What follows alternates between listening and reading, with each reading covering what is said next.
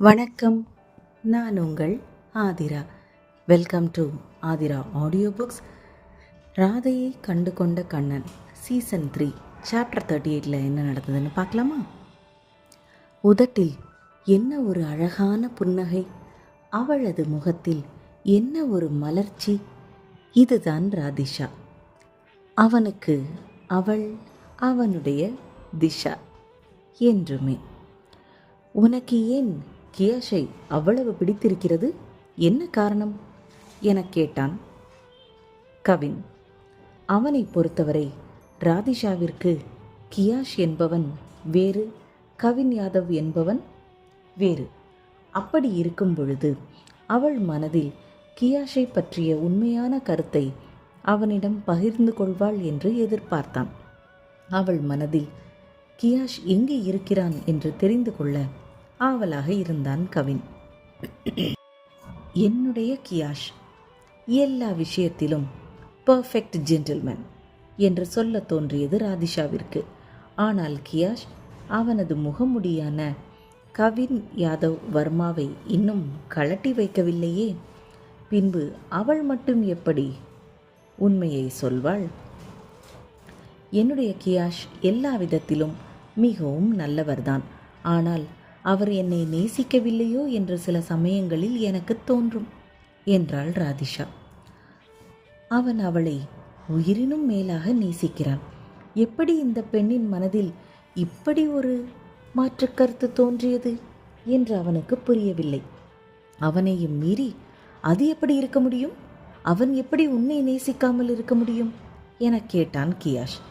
அவன் முகத்தில் கலவரத்தை காண முடிந்தது. உங்களுக்கு என்னுடைய கியாஷை பற்றி என்ன தெரியும்? அவர் என்னை நேசிக்கிறார் என்று உங்களால் எப்படி சொல்ல முடியும்? அவர் வேறு பெண்ணை கூட விரும்பலாம், சொல்ல முடியாது என்றாள் ராதிஷா முகத்தை சோகமாக வைத்துக்கொண்டு. அது எப்படி அவன் வேறு பெண்ணை நேசிக்க முடியும் என்ற அவசரத்தில் கேட்டுவிட்டான் கவின். பின்புதான் அவன் கேட்ட கேள்வியை உணர்ந்தான். ஏன் இருக்கக்கூடாது என்கிறீர்கள்? யார் நீங்கள்? என்னை விட உங்களுக்கு கியாஷை பற்றி தெரியுமா என கேட்டாள் ராதிஷா. நான் தான் உன்னுடைய கியாஷ் என்று சொல்ல அவன் நுனி நாக்கு வரை வந்துவிட்டது. ஆனால் அவனால் சொல்ல முடியவில்லை. சொல்லக்கூடிய இடமும் இது இல்லை என்று அமைதியானான். உங்களால் சொல்ல முடியவில்லை அல்லவா? அதனால் தான் சொல்கிறேன். அவர் என்னை விரும்பினாலும் விரும்பாவிட்டாலும் நான் எப்பொழுதும் போல் அவரை விரும்புவேன் என்றாள் ராதிஷா. கவினுக்கு மிகவும் வருத்தமாக போய்விட்டது. அவளது தலையை மெதுவாக வருடியவன், எனக்கு சொல்ல தெரியவில்லை. ஆனால் நீ அவனை இவ்வளவு நேசிக்கும்போது அவனிடம் உள்ள ஏதோ ஒன்று உன்னை கவர்ந்திருக்கும். அதை மீண்டும் யோசித்துப்பார். அதுதான் அவன் உன்மேல் வைத்திருக்கும் அன்பு என்றான் கவின். மெதுவாக திரும்பி அவனை பார்த்தவள், சிஎம் சார், நீங்கள் யாரையாவது விரும்பி இருக்கிறீர்களா? அவர்களுக்கு உங்கள் இதயத்தில் இடம் கொடுத்து என் நேரமும் அவர்களை பற்றிய சிந்தனையில் இருந்து பின்னொரு நாள் அவர் நம்மை விட்டு செல்லும்போது நம்ம அவங்கள ரொம்ப மிஸ் பண்ணுவோம்ல என்றாள் ராதிஷா. எஸ், ஐ ஹாவ் என்றான் கவின். மேலும் நான் விரும்பும் பெண் மிகவும் புத்திசாலி, தனித்துவமிக்கவள், அன்பானவள், எனக்காக எதுவும் செய்ய துணிபவள் என்றான் கவின் பெருமிதத்துடன். ஓ ரியலி, தட் இஸ் கிரேட். உண்மையாகவா சொல்கிறீர்கள் என கேட்டாள் ராதிஷா. அவளால் நம்ப முடியவில்லை. அவன் அவளை பாராட்டுகிறானா?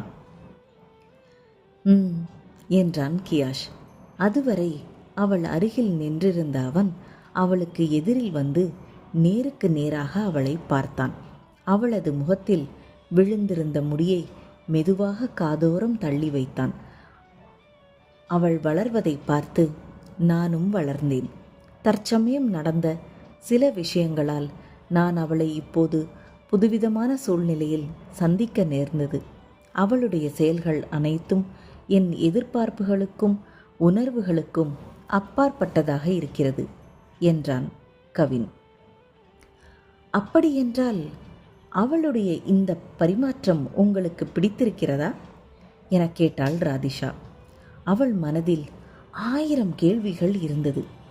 அவனுக்கு அவள் இதுபோன்று இங்கு வந்து வேலை செய்வது பிடித்திருக்கிறதோ இல்லையோ, அல்லது அவனுக்கு பின்னே ஒளிந்து கொள்ளும் ஒரு சராசரி பெண்ணைத்தான் அவன் விரும்புவானா என்று. பிடித்திருக்கிறது என்றான் கியாஷ் அவள் கண்களை நேராக பார்த்து கொண்டே. ராதிஷாவால் நம்பவே முடியவில்லை. அவனுக்கு அவளை மிகவும் பிடித்திருக்கிறது. இதை கேட்டதும் அவளுக்கு அங்கேயே துள்ளி குதிக்க வேண்டும் போல் இருந்தது. இருவரின் பார்வையும் ஒன்றோடொன்று கலந்திருந்த அந்த நிமிடம் டமால் என்று பெரிய சத்தம் இரவின் அமைதியை கலைத்தது. சத்தம் கேட்டு டென்ட்டுக்குள் இருந்தவர்கள் எல்லாம் வெளியே வந்து சத்தம் வந்த திசையை நோக்கி பார்த்தனர். ஹீரா, என்னுடன் சில ஆட்களை அனுப்புங்கள், நான் என்ன நடக்கிறதென்று போய் பார்த்து வருகிறேன் என்றான் கவின் அவசரமாக. சொல்லியவன் அடுத்த நிமிடம் ராதிஷாவை அங்கேயே விட்டுவிட்டு வேகமாக நடக்க ஆரம்பித்தான். கியா, சிஎம் சார், நானும் வருகிறேன் என்றாள் ராதிஷா. சுற்றிலும் கும்மிருட்டாக இருந்தது. இந்நேரத்தில் நடந்து செல்லும்போது கூட எங்காவது தடுமாறி விழ வாய்ப்பும் இருக்கிறது.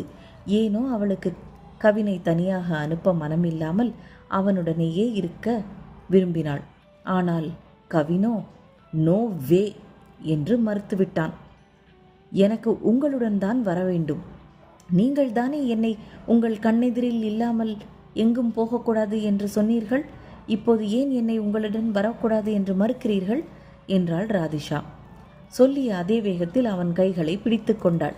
ஆனால் அவனோ அவளது கையை உதறிவிட்டு, இப்போது இருக்கும் நிலைமை வேறு, இந்நேரத்தில் நீ பாதுகாப்பாக ஒரு இடத்தில் இருப்பது நல்லது என்றான் கோபத்துடன். அவனை பொறுத்தவரை அவள் உயிருக்கு எந்த ஆபத்தும் ஏற்பட்டுவிடக்கூடாது என்பதில் உறுதியாக இருந்தான். என்ன இப்பொழுது நிலைமை மாறிவிட்டது? எல்லாம் அதே போல்தான் இருக்கிறது என்றாள் ராதிஷா விடாப்பிடியாக. இது நிலநடுக்கத்தால் பாதிக்கப்பட்ட இடம். இது ஒன்றும் பொழுதுபோக்கு பூங்கா அல்ல நீ விளையாடி கொண்டிருப்பதற்கு என்றான் கியாஷ். வாட்? நான் என்ன இங்கு விளையாடி கொண்டிருக்கிறேனா?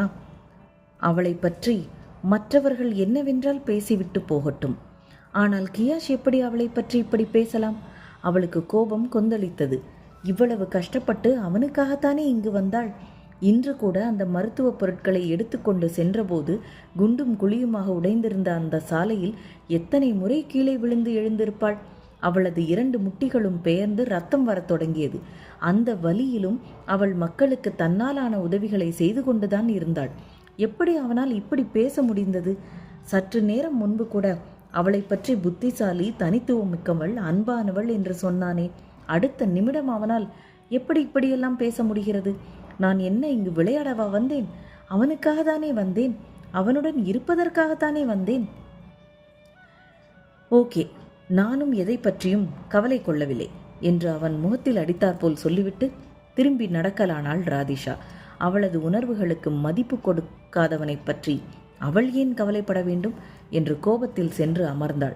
ஆனால் அவளால் 5 நிமிடம் கூட அந்த கோபத்துடன் இருக்க முடியவில்லை. மீண்டும் அவளது கியாஷை அவள் கண்கள் தேட ஆரம்பித்து விட்டது. இந்த லவ் ஸ்டோரியில் அடுத்து என்ன நடந்ததுன்னு நெக்ஸ்ட் எபிசோடில் பார்க்கலாம். Bye viewers.